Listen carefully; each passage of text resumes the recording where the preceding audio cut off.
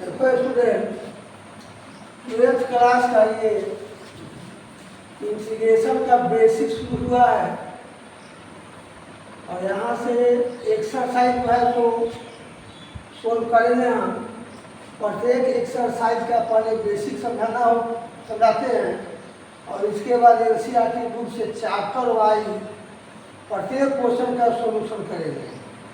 जिस चैप्टर का एनसीईआरटी से तुम लोगों को सॉल्यूशन करना होगा उस चैप्टर का सबसे पहले हमारा पढ़ाया हुआ बेसिक पढ़ना होगा और बेसिक पढ़ने के बाद चैप्टर बनाएगा, खूब अच्छा से समझ में जाएगा और आसानी से बनेगा। इसलिए यहाँ से बेसिक क्वेश्चन शुरू करते हैं क्योंकि एनसीईआरटी का फर्स्ट चैप्टर पढ़ाना है तो उसी चैप्टर का ये बेसिक पढ़ा रहे हैं। इसको सबसे पहले रिवाइज करना होगा और अच्छी तरह समझना होगा, तब चैप्टर बनाना होगा। तो जब को क्वेश्चन दिया है एक्स पर -5x + 7 का इंटीग्रेशन निकालना है, तो इसमें 3 टर्म दिया हुआ है तो तीनों टर्म को पहले अलग अलग कर देंगे।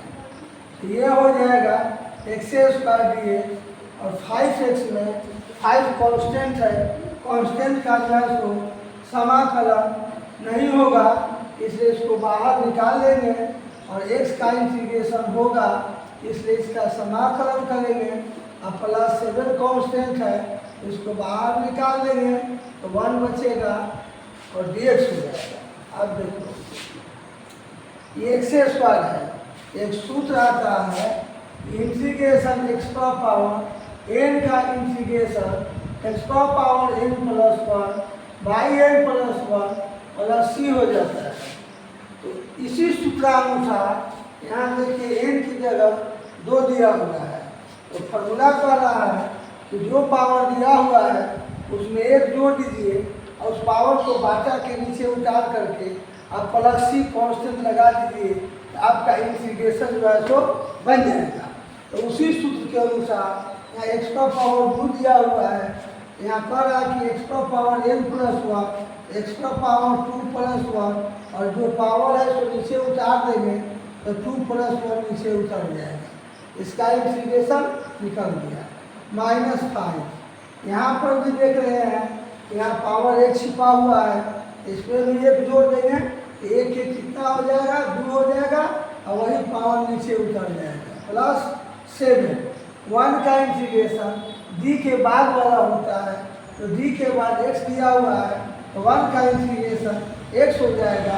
जब पूरा इंटीग्रेशन खुल जाता है तो अंत में c कांस्टेंट लगा दिया जाता है।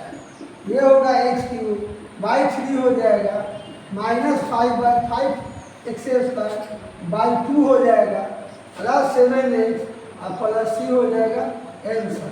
फिर से थोड़ा समझने स्टूडेंट, इसमें 3 टर्म दिया हुआ है तो तीनों टर्म का इंटीग्रेशन सबको अलग अलग करेंगे और जो कांस्टेंट होगा उसको इंटीग्रेशन से बाहर निकाल देंगे। उसके बाद सूत्रानुसार x पावर n का integration x power n + 1 by n + 1 + c होता है। उसी सूत्र के अनुसार इसको 2 दिया गया, इस पर पावर 1 छिपा हुआ है तो 1 बढ़ा देंगे तो 2 हो जाएगा, वही पावर नीचे उतार दिए और 7 उतार दिया गया और 1 का इंटीग्रेशन d के बाद देख लेंगे कौन सा अक्षर है वही होता है +c कांस्टेंट हो गया। ये हो गया x पावर 2 3/3 हो गया, माइनस गुना कर दिए तो 5x² 2 हो गया +7 से उतर गया +c हो गया। ऐसा समझ में आ गया?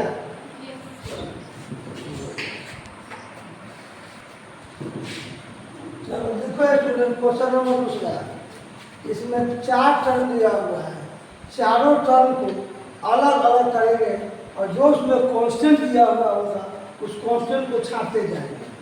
इसमें a कांस्टेंट है, a छट जाएगा और x³ का इंटीग्रेशन करेंगे, b कांस्टेंट है बाहर निकाल देंगे और x² का इंटीग्रेशन करेंगे।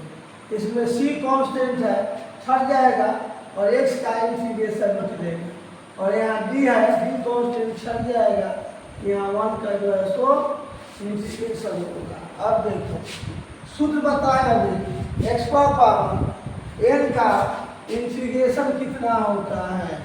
इसका होता है कि जो पावर दिया हुआ है उसमें 1 जोड़ देंगे और उसको बाटा के नीचे उतार लेंगे और +c कांस्टेंट यानी जो पावर है उसमें को बढ़ा देना है।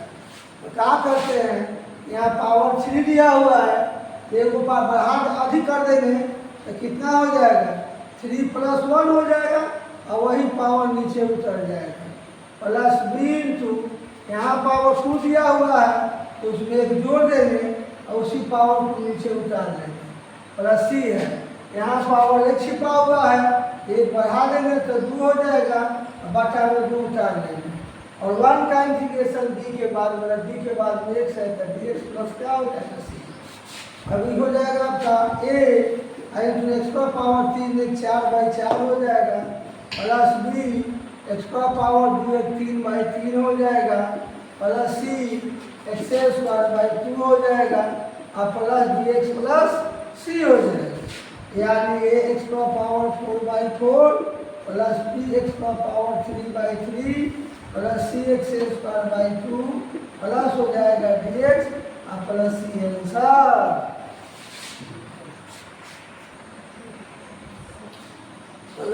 अब क्वेश्चन नंबर तीसरा सर तीसरा में दिया हुआ है कि x + 1/x + 2 का इंटीग्रेशन निकालना है। इसमें भी 3 टर्म है तो तीनों टर्म को अलग करेंगे। ये हो जाएगा integration x dx plus integration 1/x dx और 2 कांस्टेंट है तो हाथ छट जाएगा तो बच जाएगा 1 dx।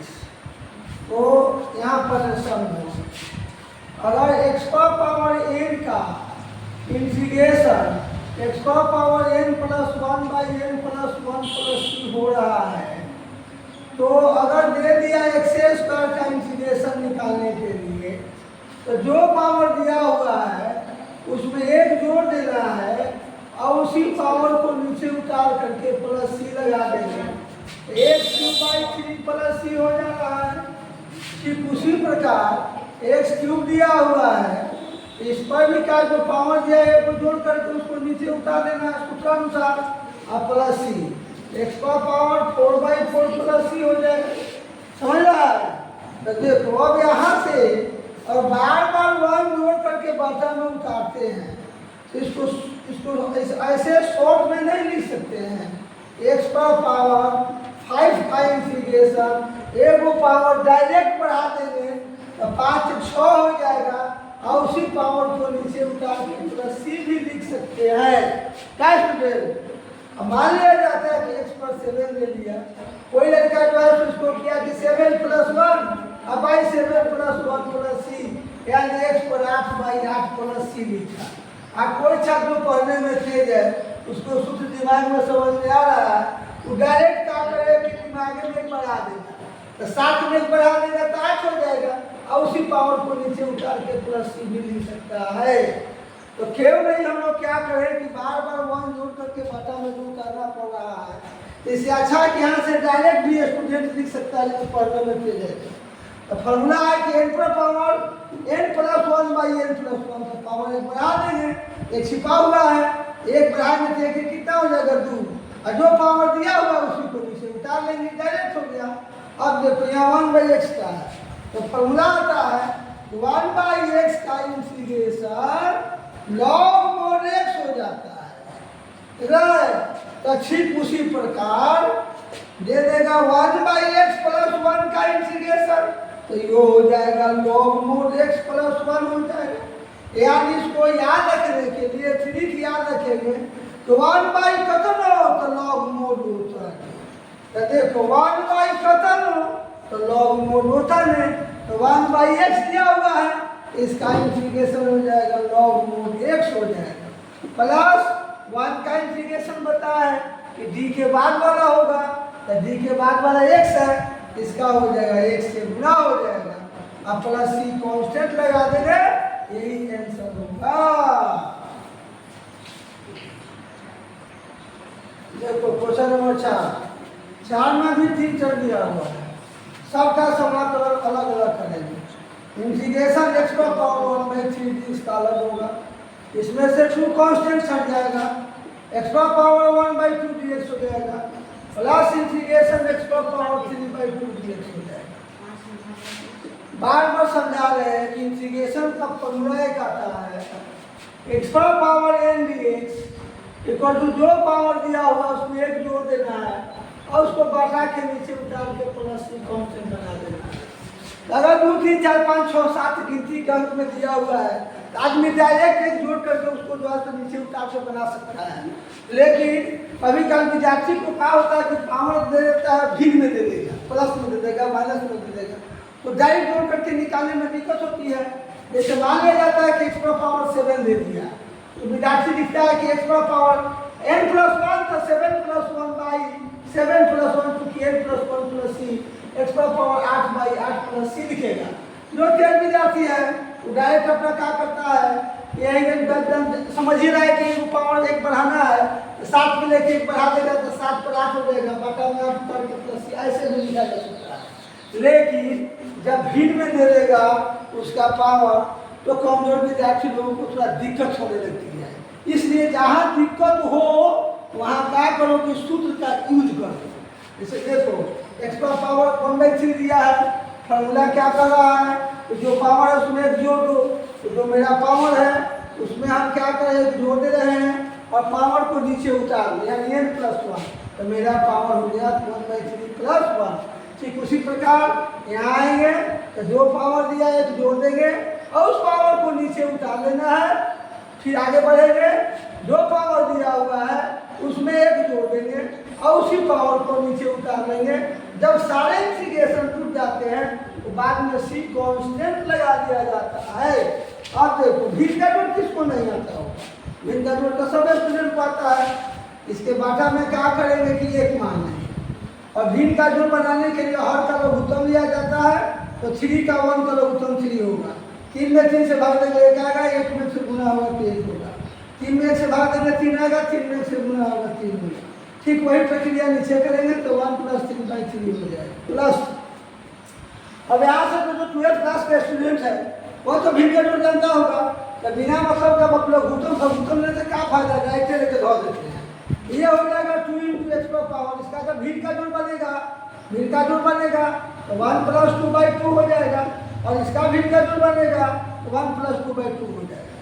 यहाँ आएंगे इसका जब भिन्न का जोड़ बनाएंगे तो 3 + 2/2 हो जाएगा और ये जो है तो 3 + 2/2 अब प्लस c हो जाएगा कांस्टेंट। इसके बाद यहाँ देखिए अब आ रहा है यहाँ x पावर 3 4 यानी 4/3 आ रहा है और बटा के नीचे भी 4/3 आ रहा है प्लस 2 × x पावर उसको जोड़ेंगे तो 3/2 आएगा और ये भी 3/2 आएगा प्लस x पावर उसको जोड़ेंगे तो 5/2 आएगा और नीचे भी 5/2 आएगा।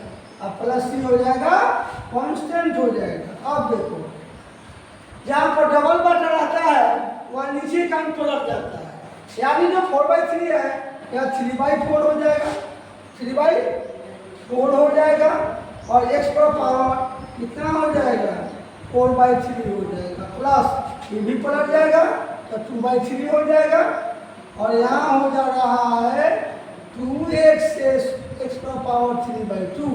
यहाँ लिखा होगा 5/2 ये भी पलट जाएगा 2/5 और x पावर 5/2 और प्लस c कांस्टेंट हो जाएगा। एक लेना और बढ़ेगा, ये होगा 3/4 और x पावर 4/3 प्लस गुना हो जाएगा 2 दूनी के 4/3 और x पावर 3/2 हो जाएगा प्लस 2/5 x पावर 5/2 और प्लस c कांस्टेंट आंसर। पहला छात्रों देखो अब क्वेश्चन नंबर 5 में क्या किया है कि अंश बटा हर दिया हुआ है। इसमें सबसे पहले क्या करेंगे कि अंश को तोड़ देंगे और हर को बांट देंगे। तो अंश कब टूटता है हर कब बढ़ता है सो पहले समझिए। अंश में बहुपद अनेक हो लेकिन हर में अवश्य एक पद हो, उस कंडीशन में अंश टूट जाता है और हर बढ़ जाता है। जैसे देखो मान लिया कि 7 + 3 + 4/7 5 देखिए, तो बच्चा क्या करेगा कि अंश को तोड़ देगा 7/5 3/5 और 4/5 और हाथ को बांट देगा। फिर जब भिन्न का घोल घटाव जो बनाएगा तो भाग देगा 1 1 में 7 से गुना 7 भाग देगा 3 3 + 4 फिर वही कंडीशन आ जाएगा। इससे साबित होता है कि अंश टूट जाता है और बढ़ जाता है। ये हो जाएगा इंटीग्रेशन एक्स स्क्वायर और बाई एक्स पर पावर 4 ये हो जाएगा -2x बाई एक्स पर पावर 4 प्लस 3 बाई एक्स पर पावर 4 ये हो गया। अब देखो अब है क्या कि जब भाग में रहता है कोई पद तो उसका अगर बेस समान रहता है तो पावर घट जाता है। जैसे ए का पावर एक्स का पावर 4 अब बाई एक्स का पावर 3 दे दिया। तो जब बच्चा छोटा रहता है 7th 8th में पढ़ता है तो हम लोग समझाते हैं एक्स का पावर 4 है तो एक्स को 4 बार लिख दो और बाई में एक्स का पावर 3 है तो एक्स को 3 बार लिख दो और 3 बार में से क्या करो कि ऊपर वाले में से 3 बार काट दो, क्या बच गया एक से। क्लास बच्चा इंटर में जाता है उसको हम लोग बताते हैं कि अगर मान लें कि आप 5 किया है और बाई एक्स पर 4 है तो इसका बेस सेम है तो पावर को घटा देंगे। यहाँ क्या करेंगे कि 5 में से 4 घट जाएगा एक्स पर 1 यानी एक्स बचेगा। ठीक है, तो ठीक उसी प्रकार से भाग का नियम है कि अगर बेस सेम है तो पावर को घटा दिया जाए। तो देखो इसका बेस सेम है तो 2 में से 4 घट जाएगा तो -2 आ जाएगा। और यहाँ पर देखो बेस सेम है, एक यहाँ है 4 है, 1 में से 4 घट जाएगा तो -3 आ जाएगा। ठीक है, अब इसको ऊपर ले जाएंगे, ऊपर ले जाकर अंक में 3 में गुना करेंगे, यह जो पावर प्लस में ऊपर जाएगा क्या हो जाएगा माइनस में इन्वर्स में हो जाएगा। अब इसको सब को अलग अलग कर देंगे। इंटीग्रेशन एक्स का पावर -2 dx 2 कांस्टेंट छट जाएगा, एक्स का पावर -3 dx 3 छट जाएगा, एक्स का पावर -4 dx। अब जो पावर दिया हुआ है उसको एक्स का पावर n के इंटीग्रेशन के सूत्र से तोड़ देंगे, यानी एक्स का पावर n + 1 बाई n + 1 + 3 को तोड़ देंगे। तो ये हो जाएगा एक्स का पावर -2 + 1 बाई -2 + 1 -2 एक्स पर -3 + 1 बाई -3 + 1 प्लस 3 एक्स का पावर -4 + 1 बाई हो जाएगा -4 + 1 प्लस c हो जाएगा। अब यहाँ देखो ये आ जाएगा एक्स का पावर -1 बाई -1, ये आ जाएगा -2 एक्स का पावर -2 और बटा में हो जाएगा -2, ये हो जाएगा +3 एक्स का पावर -3 और बटा में हो जाएगा -3 और प्लस हो जाएगा c।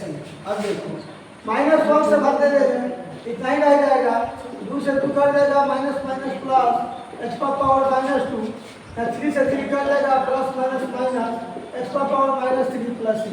जो पावर माइनस में रहता है बटा के नीचे आ करके वह प्लस बन जाता है, यानी हो जाएगा माइनस एक्स का पावर -1/3 प्लस हो जाएगा c, यानी 1/x plus 1/x² minus 1/x³ plus c का हो जाएगा ऐसा।